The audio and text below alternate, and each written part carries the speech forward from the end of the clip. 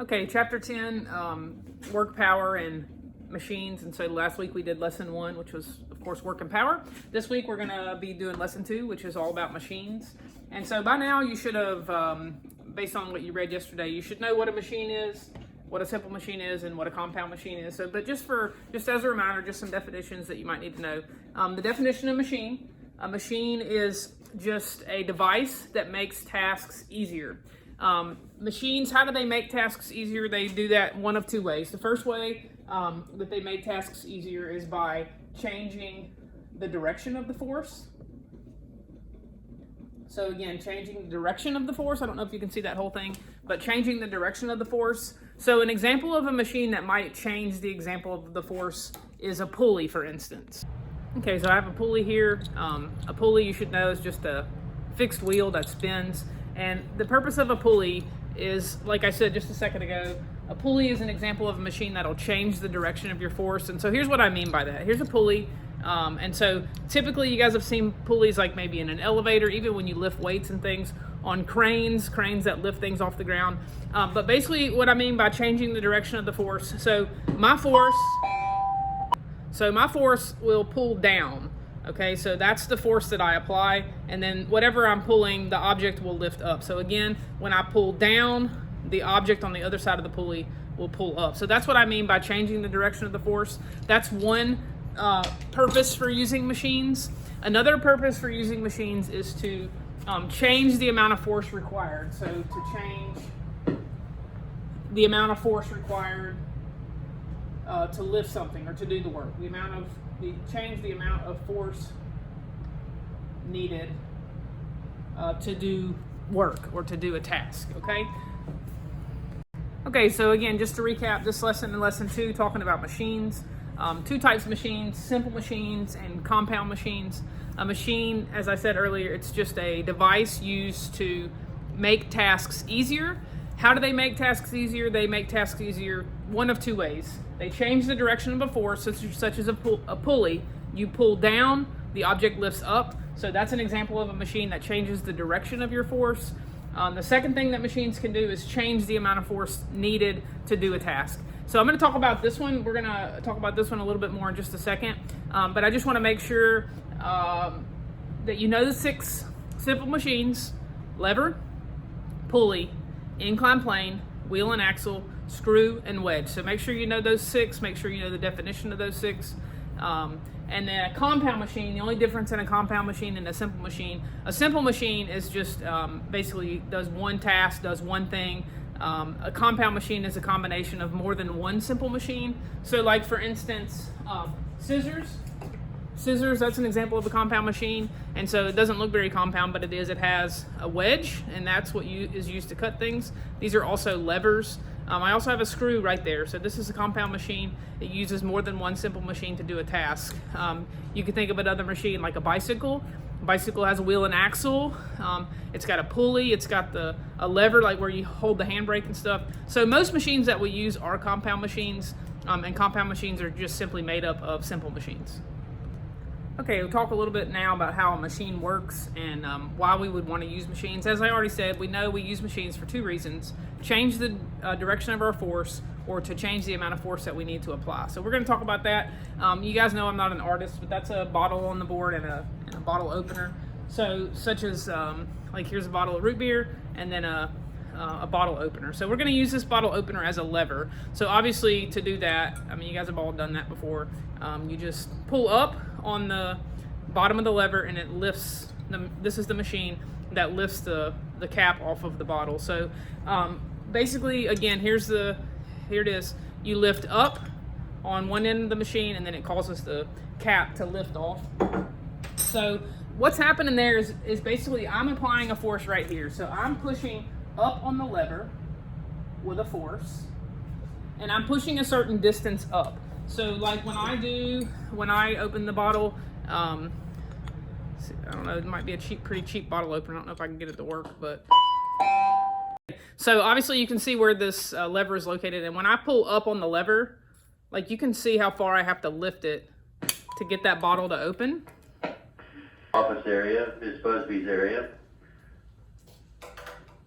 I think you're We only have one for today. That's Lauren Watson. Congratulations. You're next contestant on. Come up and get something for Cat Eyes. All right, we have an announcement here about all middle school students will report to the theater for homeroom time for a brief assembly tomorrow. Or as they say in Spanish, mañana. Okay, that's going to be from 8:05 to 8:15. Looks like that's all we have for announcements. Very short. Stay bundled up. Make sure you're using your masks. Make sure you sanitize your hands. Okay, sorry, I keep getting interrupted by the announcements, but back to this lever as a simple machine. So obviously down here on the handle, that's where I'm applying my force. So that's my upward force. And then as Takers, remember that we have a Okay, sorry, I keep getting interrupted by the announcements, but as I said earlier, this is a lever. We're going to use this lever bottle opener to open this bottle of root beer. So whenever I use this lever, use this particular simple machine, I'll apply a force here. So that's, I'm applying the force upwards, right? And so that's the upward force right there. And this, I'm going to apply it until it lifts the bottle. So I'm applying it over a certain distance. So it kind of started down here and it lifted up to here. So that is the distance that the machine moved, okay? And so that's what I physically did. I took the lever, I applied a force, and I lifted it up. So basically I am doing work on the lever. That's this, that's my work. You can see here I have some terms listed. So this force that I apply and this distance over which I move the lever up, that's called the effort force and the displacement of the effort force, okay? And when I take, remember, when you multiply force times displacement, you get work, okay? And so this is the work that I am doing, and that's the definition of work output. Work output is, I'm sorry y'all, not output, work input. That's the work that I am doing, okay? So whenever I do work on a machine, that's called the work input. To calculate the amount of work that I do on the machine, I take the force that I apply. You probably would think of this as FA because that's how we learned it all year, applied force. When we deal with machines though, we don't call it an applied force, we call it an effort force. That's an E, FE. And then DE is the distance over which I applied my force. So for this can opener, or bottle opener rather, this is where it was. And once I open the can, it's right there. So that distance is the difference between how far where it started and where it ended, okay? So I did work on the can opener, or the bottle opener. This is how I would calculate my work. The effort force that I applied, or the applied force, times the distance over which the can opener moved. That's called the work input. So for those of you who like definitions, work input is the work that you do, the work that you do on a machine. The effort distance, it's also known as the applied force. It's the force that you apply to a machine. The displacement of the effort force is how far you apply the effort force over. For the bottle opener, it was just however far that lever lifted. If I were, for instance, to use an inclined plane or a ramp, and so I want to use that ramp to push a box up to the top of the ramp, this would be the effort distance because that's how far I would push, okay? We'll talk a little bit more about that when we start doing problems. But work input is the work that I do on a machine, what I put in. Effort force, you'll think of it as applied force. It's the force that we apply. The displacement of the effort distance is how far the effort force moved. That's work input. The other type of work we have to deal with or talk about when we're dealing with machines is this concept of work output. Y'all, I wrote them backwards on the board. I apologize. Let me fix that. So if you wrote that in your notes, fix that, okay? As I already said, work input can be calculated by your effort force times the displacement of your effort force, or FE times DE. And I'll make a summary. Don't stress out. I'll make a summary, okay? But that's the work that I do. So basically, I do work. I'm not the one opening the bottle. All I'm doing is doing work or giving energy to the can opener. The can opener is the one that opens the bottle. So that's going to be called work output. Okay? You can think of work output, it's defined as the work a machine does, but you can think of work output as what's the purpose of this machine? Why am I using this machine? I'm using this machine to open up the bottle. So that that's the work output. It's the work that this machine does on the bottle. How is that different from work input? Work input, remember, I'm the one, like I pull up down here, that's where this down here, this is where the work input is applied. The work output is up here at the cap. So the work output is this right here, this force is lifting up the cap. And so that's the work output, that's what the machine does.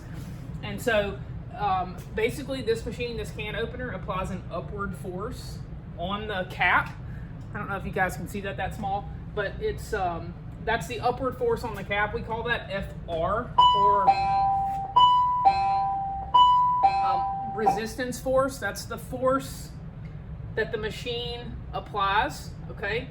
You can also think of this force, most often it's actually the weight of what's being moved. We'll talk about that more in a little bit, but for right now, just know that FR, the resistance force, is defined as the force that the machine is applying. So this machine, I applied a force down here, I lifted, but the machine here applied a force to the bottle cap. So that's called the resistance force. And then this bottle cap moved a certain distance up, a very small distance up, and that's called DR. That's the displacement of the resistance, okay? So this bottle cap, it was on the cap, or on the bottle, and so it opened up, so that little bitty tiny distance right there, that's the resistance distance, okay? And so if I wanted to calculate the work output, I would multiply the resistance force times the distance, the displacement of the resistance, okay? So again, work input, it's what I do, it's what I physically do. To calculate the work input, you take your effort force, which we know probably as applied force, multiply it by the distance over which the effort was applied. To calculate work output, you have the resistance force, which is the force applied by the machine. You multiply it by the displacement of the resistance, which is the distance that the machine moved the object, so the distance that the bottle cap moved. That's how you would calculate work output. So what's important to remember here though is I'm putting work into this machine.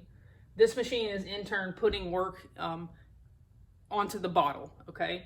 Here's what's important to know.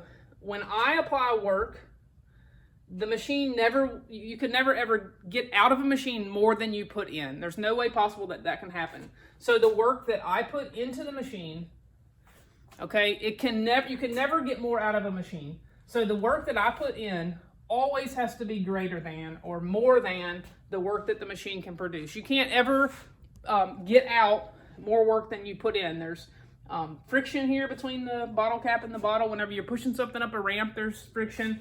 Whenever you're using a pulley, obviously there's friction as that thing spins. So you can never get out more work than you put in. So your input work always has to be greater than your output work.